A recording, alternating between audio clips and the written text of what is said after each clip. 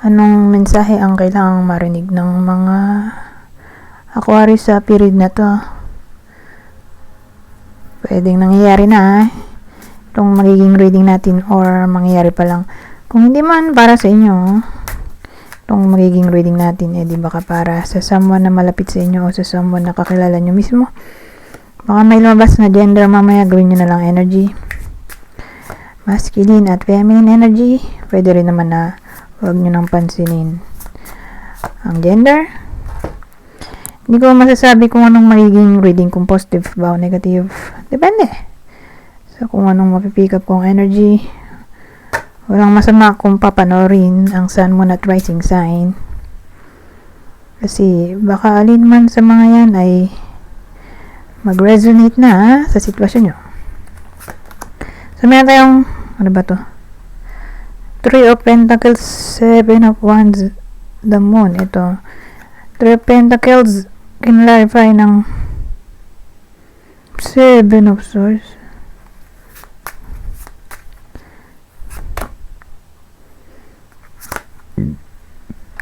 Excuse me.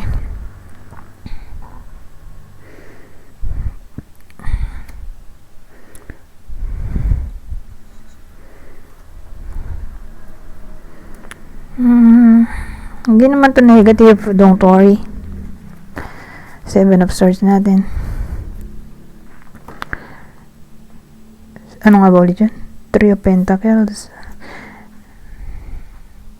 Kasi ang dating sa akin, may brainstorming na maaring mangyari. Brainstorming, teamwork. Na dahil sa kanilang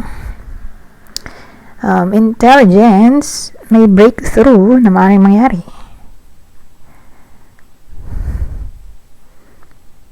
Or success, victory.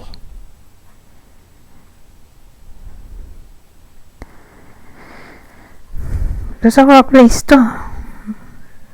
So, malaki ang chance na hindi mag-work alone ng iba sa inyo. Dahil may kagrupo sila. O kailangan ng kagrupo para ma-achieve ang dapat ma-achieve. So, ito sa career. Pwede magdugtong to. Pwede rin hindi. Madalas naman magkarugtong pero may chance na hindi. Pero kung wala kayong work, edi someone na malapit sa inyo na may work. Like anak, asawa, kapatid, magulang, o anyone nga na malapit sa inyo na may trabaho. Kung walang work, yung nanonood.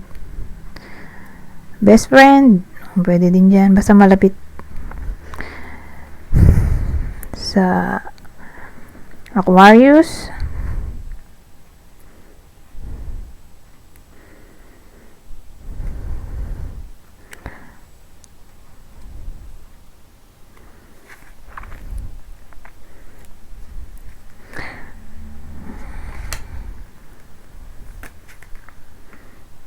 Or pwede rin tong may isusolve may isusolve. So, kung dito work-related, baka may mag-advise sa iba sa inyo. Let's say, yung iba sa inyo ay may problema. So, kung ganun may problema, may someone. O, depende kung ilang tao yan. Pero may mga tao ba? Ganun. Na mag-advise sa iba sa inyo para kung paano masusolusyonan ng problema. Pwede rin ganun.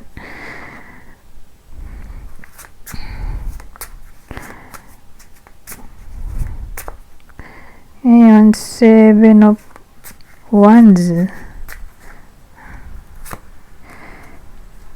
Kaya yun, 7 of Wands. So, 7 of Wands can clarify ng Ace of Wands. Ito, 6 of Cups.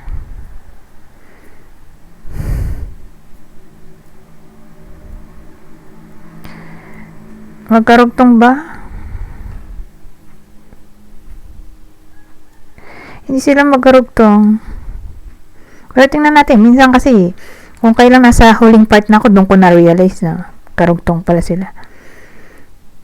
Pero sa case ngayon, ito at ito hindi magkarugtong. Kasi dito relationship to eh.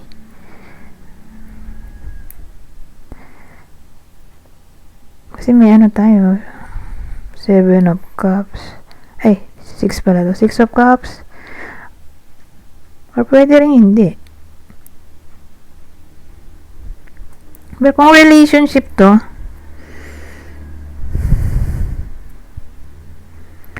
ano tawag dito? Let's say, may someone from the past na maaaring mag-reappear at mag-connect sa iba sa inyo. So, kunin nyo lang yung sitwasyon na sa tingin nyo i-fit sa sitwasyon nyo nga. Pero dito may chance ng reconnection mula sa someone from the past, probably ex. Tapos ayaw na ng iba sa inyo dun sa ex na magre-reconnect. Or maaalala. Kasi kung dito physical na mag-appear sa iba sa inyo, whether literal na in person or through call, text, chat, baka memory.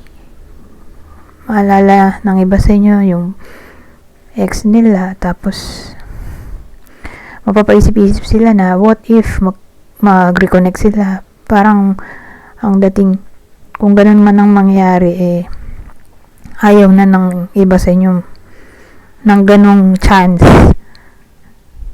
Kasi may 7 of Wands tayo na parang ano, buo ang desisyon na ayaw na. Ngayon, siguro regardless na lang kung sino to, whether ex-partner to or ex-friend or enemy. Kasi may reconnection gawa healing card to Dito naman na Ace of Wands na beginning of action or spark. So, yun nga reconciliation. Mukha siyang reconciliation. Sa topic ng reconciliation, mukhang ayaw na. Kahit anong klaseng reconciliation pa yan. Kasi may someone from the past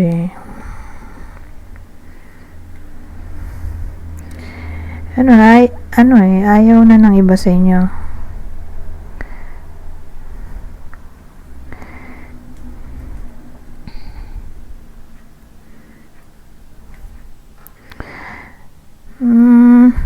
Ano pa ba?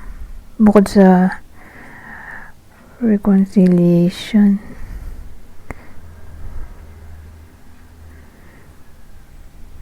Wala nang maisip yun lang. Dito, tingnan natin.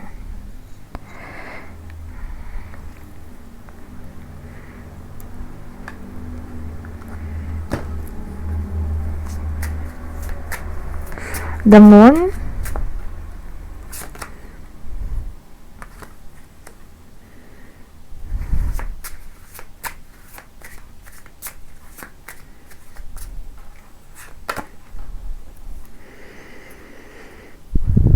The Moon. The World. Hindi naman siya literally negative. Maganda naman yung dalawang card.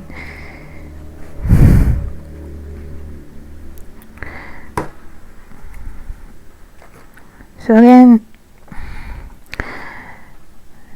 the Moon can clarify ng 9 of Pentacles at the World.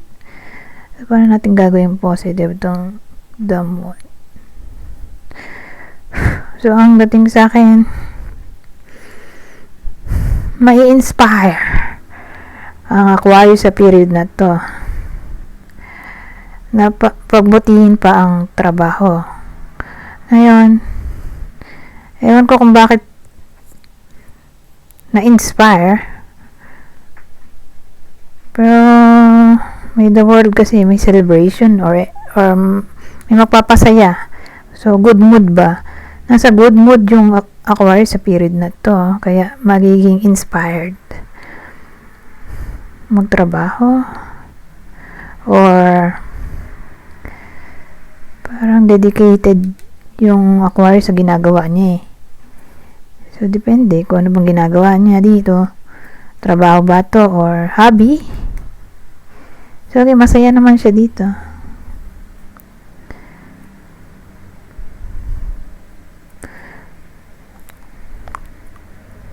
Or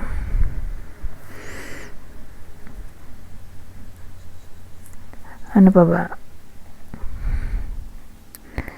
Sabihin natin nangyayari na to, at ang nangyayari ay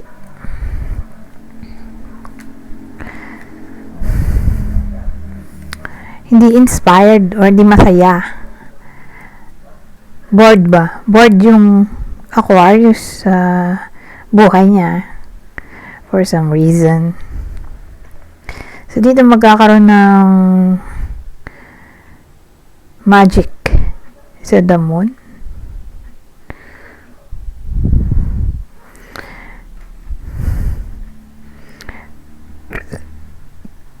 Excuse me. Na parang may ma-achieve siya dito.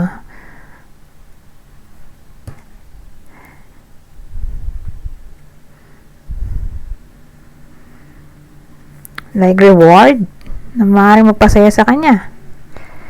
So, sabihin natin in the past or in the present, malungkot yung Aquarius or bored sa work, na parang may magic nga na maaaring mangyayari. Mare-reward na ng kanyang effort or magkakaroon siya ng award. Na parang magte-thank you siya sa universe na naka-receive siya ng reward, award or gift.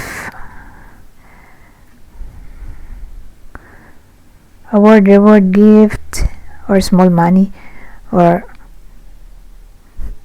nakakabili siya ng gusto niya. Nabili na niya finally yung gusto niya. Ewan ko ano ba gusto niya. Sabihin natin may napupusuan siyang bilhin. So, yun siguro magpapasaya sa kanya dito sa period na to. Mabibili niya ang gusto niyang bilhin. Baka nga magkapera. O may magpapautang sa kanya, kaya yun. Mabili siya ng gusto niyang bilhin sa period na to.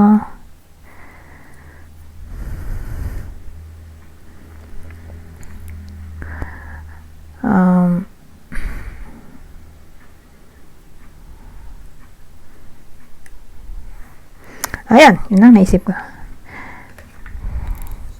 Kasi ito magkakarugtong, no? O, diba? Sabi sa inyo eh. May times na hindi magkarugtong. Pero madalas naman nagdurugtong, yun nga lang may times din na hindi sila magkarugtong. Ngayon, someone from the past, diba? Sabi ko kanina, maaaring magbalik sa buhay ng Aquarius. So, ito muna yung ex-partner. Kung ex-partner, Pisces, Leo, Scorpio. So, yan yung possible ex-partner ng Aquarius na maaaring magbalik sa buhay nila o maalala nila kung di man literally nga makita nila or makausap. Baka memory nila yung memory thought yung pumasok sa isip ng iba sa inyo. Ngayon, kung di yan ex-partner, di anyone na lang. Anyone from the past na hindi nyo na nakakausap o nakaaway siguro. Ito yung taong yon na maaaring magbalik sa buhay ng Aquarius, Pisces, Virgo, Sagittarius. Ngayon, kung di man para sa inyo yung reading, di baka para sa someone na malapit sa inyo kakilala o idol, ito ang possible sa zodiac sa inyo. Isa sa air sign, Gemini, Libra, Aquarius. Isa sa earth sign, Taurus, Virgo, Capricorn. At ang huli, Virgo, Gemini.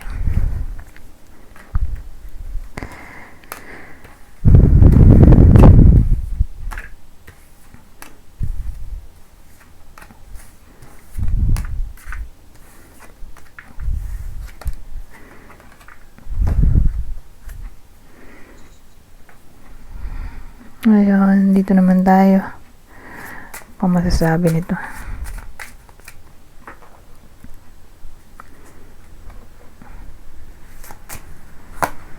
Ibang senaryo.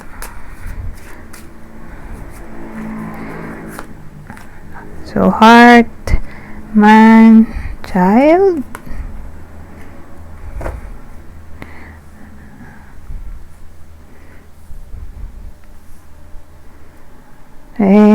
Baka ito mismo yung Aquarius o ito yung person ng Aquarius.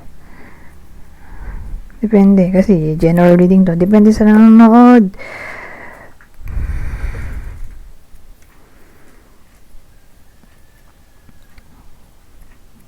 So, kung single, edi baka may mamit silang someone new. Or may dumating na new love interest sa period na to.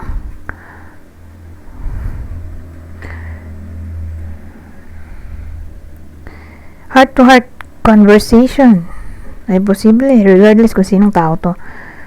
Pero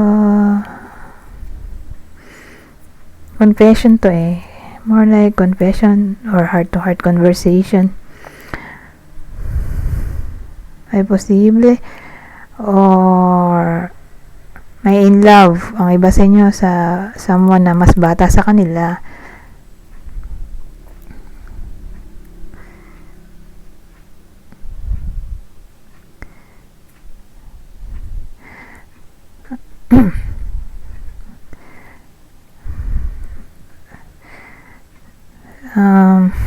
Ano pa ba?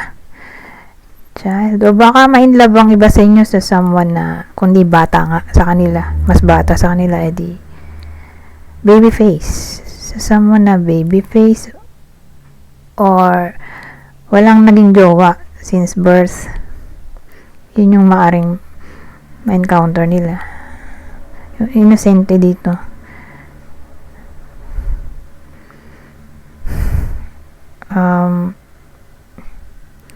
Or baby face or no partner since birth. First time niya magkakajowa kung sakali man. Pero again, ayun yung ma-encounter niya ng tao dito.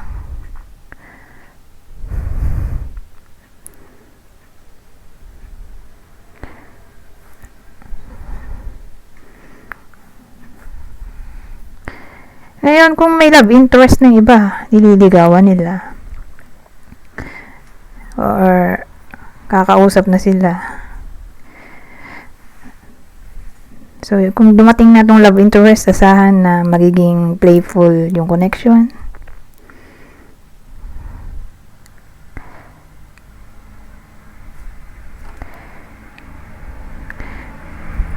Kung no contact, edi connection. Magko-connect sila. Kung no contact.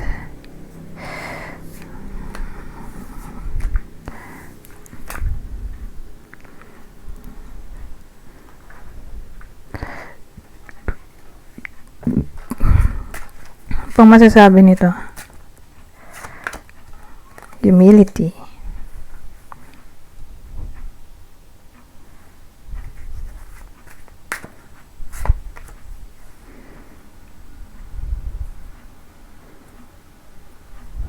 Strategy, humility, ano yun? Ayaw ko, for some reason ito yung plano. Magandang plano. Strategy. Magpaka-humble. Ayaw ko kung paano nyo may apply sa buhay nyo to, pero may case din naman na ganun, di ba? Sabihin natin may nakaaway. So, ang strategy magpaka-humble para patawarin na. So, case-to-case basis, kung alam sa sarili na siya yung nakapanakit or nag-cause ng problem, edi yun yung strategy. Magpaka-humble. Tanggapin lahat ng masasakit na salita kung sakali man. Diba? Galit Kung sakali man,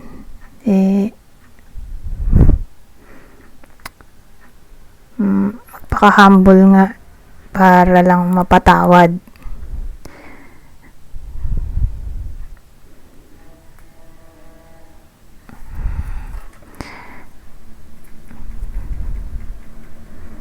So, again, depende. Ano bang strategy ito? Paka-humble ka. O sa workplace siguro, para hindi magmukhang arrogant. O, sa paningin ng boss, para ma-promote or mapansin sa workplace, hindi magpaka-humble. Humility. Ngayon, ito last combination. Pero hindi pa to last deck. Last combination lang. Beauty, oh. Fertility. Maraming pwedeng case. Sabi natin, yung fertility ay hindi naman literally giving birth na nagkaanak. Sabi natin, new, something new na mapoproduce sa period na to, like creativity, ay magiging maganda sa paningin ng iba.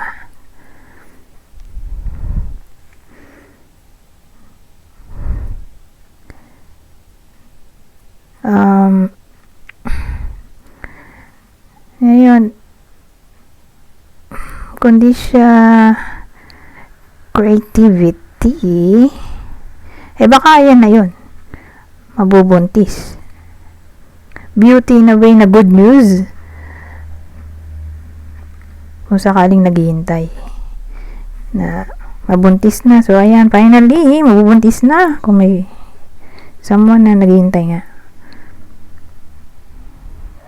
So applicable din to sa malapit sa inyo na gusto nyo nang mabuntis, kung wini-wish na nung malapit sa inyo na mabuntis na siya. So sana nga mabuntis na siya dito.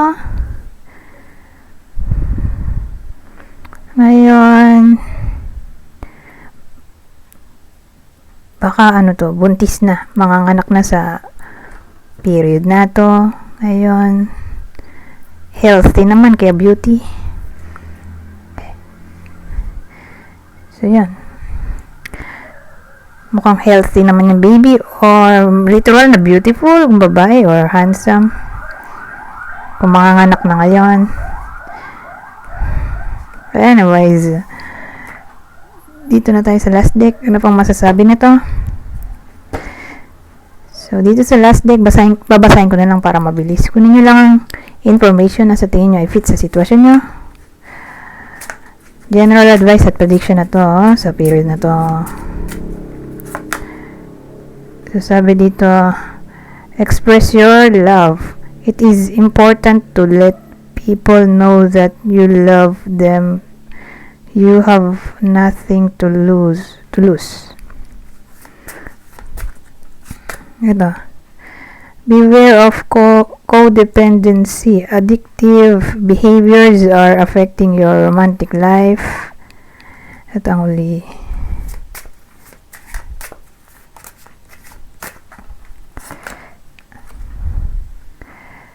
So, sabi naman dito, forgive and release. You are stronger when you carry love and forgiveness rather than anger. Anyways, hanggang dito na lang. Goodbye for now.